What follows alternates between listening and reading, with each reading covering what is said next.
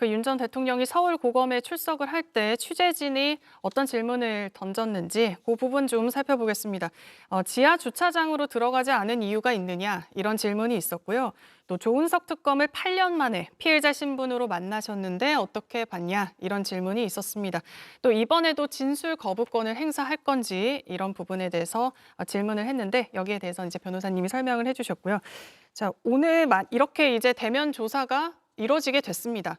조사가 이뤄졌는데 그러면 이 약간까지 조사가 이뤄질까요? 얼마나 오래 걸리게 될지 이 부분도 좀 설명해 주시죠. 만약에 그 세 가지 쟁점 모두에 대해서 진술거부권을 행사한다면요, 조사가 빠르게 끝날 수 있습니다. 그렇지만 이제 윤 전 대통령 측 변호인이 어제 이제 언론과의 이제 인터뷰에서 진술거부권 행사하기보다는 이제 하나하나 당당하게 조사에 임하겠다라고 말한 것으로 봐서 제가 아까 말씀드렸던 두 가지 정도의 쟁점만큼은 아마 자신의 입장을 변호인과 함께 피력하지 않을까라는 생각이 들어서요.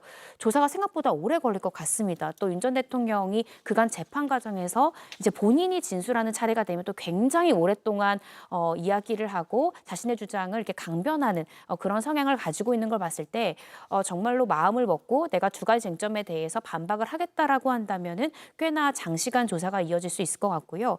또 윤 전 대통령 측에서는 우리는 심야 조사까지도 동의를 하겠다라는 거거든요. 그 이유가 윤 전 대통령 입장에서는 오늘이라도 심야 조사를 하는 게 훨씬 더 유리합니다. 예를 들어서 윤 전 대통령에 대해서 내란 특검이 5번 정도의 조사를 예정해 놓았다면 끊어서 5번을 조사받는 것보다는 언론에 공개될 걸 고려하면 심야 조사를 하더라도 2번으로 줄이는 것이 윤 전 대통령 입장에서 훨씬 더 안전한 선택이거든요. 그래서 아마 본인이 오늘 동의를 해서 심야까지 조사를 끌어가서 국무회의 부분까지 완벽하게 조사를 좀 마치려고 하지 않을까 해서 최소한 한 2번 정도까지로 최대한 이 조사를 좀 마무리하려고 노력하지 않을까라는 생각이 들고요.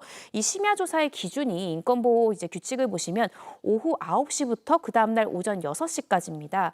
피의자 등이 자신의 건강 상태나 여러 가지 이유로 또다시 출석이 어려워서 이 심야 조사를 요청하는 경우에는 실제로 시행을 할 수가 있는 것이고요. 또 좀 지켜봐야 되겠지만 조사 시간이 상당히 길어질 가능성이 있고 아마 한 8시 정도가 되면 특검 측에서는 아마 조사를 끊고 내일이나 또 이틀 뒤쯤에 추가 조사를 하겠다라고 요청을 할 가능성이 있는데 윤 전 대통령 아마 심야 조사까지도 조사를 마무리하겠다 또 이렇게 주장할 가능성도 있지 않을까 싶습니다.